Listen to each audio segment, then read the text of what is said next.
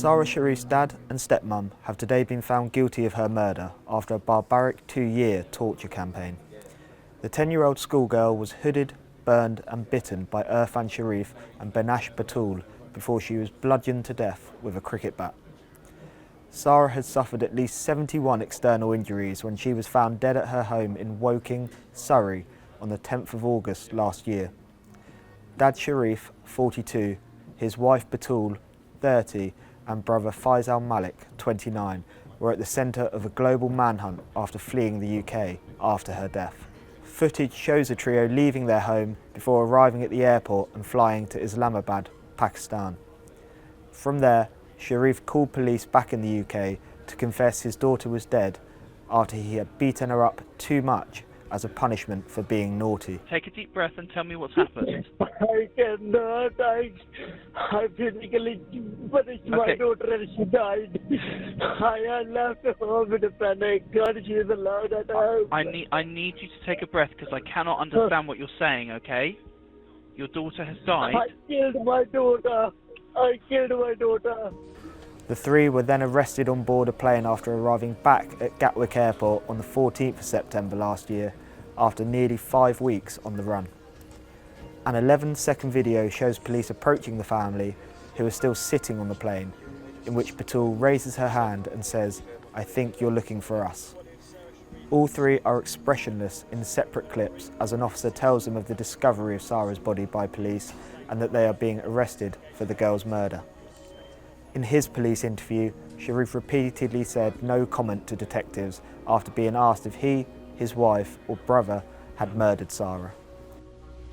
It says here, I did legally punish my daughter. And she died. Okay. No. Explain to me what that means. No comment. Does I legally punished my daughter? No comment. What was the legal punishment that caused her to die? No comment. So, did you intend to cause Sara's death?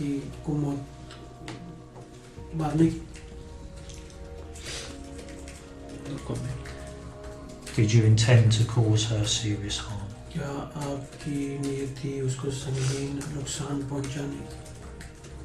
comment. What did you intend with your actions to... What did you intend with your actions towards Sara? No comment. And what did you think the outcome of your actions would be? No